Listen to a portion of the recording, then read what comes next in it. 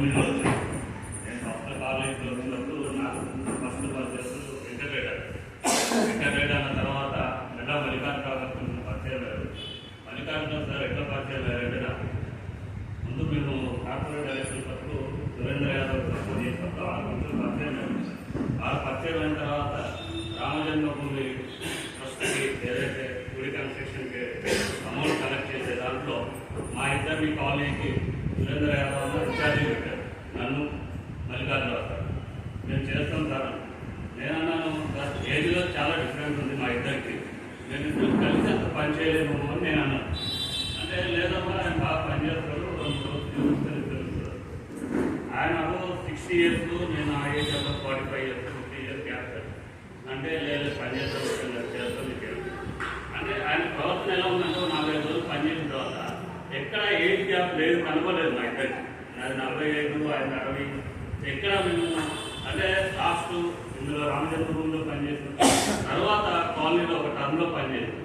ఆ టర్మ్లో పనిచేసినప్పుడు మా ఇద్దరి మధ్య అనుభవం ఎంత పోయిందంటే ఈ పార్టీ పరంగా కానీ ఏదైనా ఇష్యూస్ వచ్చినప్పుడు అంటే చెప్పకూడదేమో, నువ్వు ఆయన ఎక్కువ పని చెప్పినప్పుడు ఏ ఫోన్ ఏమన్నా చేయకపో అంటే నువ్వు తీసుకోవాలి ఇంటికి కూడా చూసుకోపోయావు.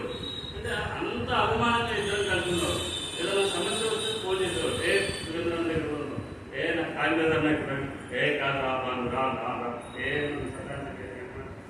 కాదు నువ్వు నాకు వస్తు నువ్వేం మాట్లాడుతుంది అంటే ఇద్దరు ఒక బండి మీద తిరుగుతూ పార్టీ పరంగా ఎట్లుండే వాళ్ళంటే ఇక్కడ కాలనీలో సార్సారని పిలిచేవాళ్ళు, కానీ పార్టీ పరంగా బయటకు పోయినప్పుడు బాబాయ్ అని పిలిచేవాళ్ళు. బాబాయ్ అట్లా కాదు ఇట్లా అంటే పార్టీ వాళ్ళందరూ అడిగేవారు. ఒకవేళ నేను ఒక్కరిని పోయినా మీ బాబాయ్ రాలేదు తప్ప, ఆయన ఒక్కరు ఏదైనా పార్టీ పని మీద పోయినా మీ కూడా రాలేదు, మీ కుట్లాంటి రాలేదు, బాబాయ్ పిలిచేదో ఎటువంటి అంటే నేను అంత సాన్నిహిత్యంగా తిరిగాను. అంటే ఈరోజు కూడా ఆయన చనిపోయాడు అంటే నా మనసు ఒప్పుకోవట్లేదు. ఆయన చనిపోయాడు సంగతి కూడా నాకు ఒక లేడీ తెలుస్తుంది. ఆయన మాకున్నారు ఈవెంట్కి నేను వాట్సాప్ చూడదు. ఇంకొకటి ఏంటంటే ఆయన దగ్గర ఉంటున్నాను ఎప్పుడు ఆయన నేను కలిసినప్పుడు ఆయన పెద్దలు నేను కొమ్మలో ఆలోచించేవారు కాదు. నేను వాట్సాప్ చూడాలన్న సంగతి ఆయన తెలుసు. అందుకే ఏ ప్రోగ్రామ్ ఉన్నా సరే నాకు ఫోన్ చేసి చెప్పారు, రామకృష్ణ ఇక్కడ ఉందిరా, రామకృష్ణ అట్లా పోయేది ఉందిరా. ఇట్లా ఎప్పుడు నాకు ఒక స్నేహితుడుగా అభిమానిగా ఉండేవాడు తప్ప ఆయన చనిపోయాడంటే ఈ రోజుకి నాకైతే ఆయన ఆత్మకి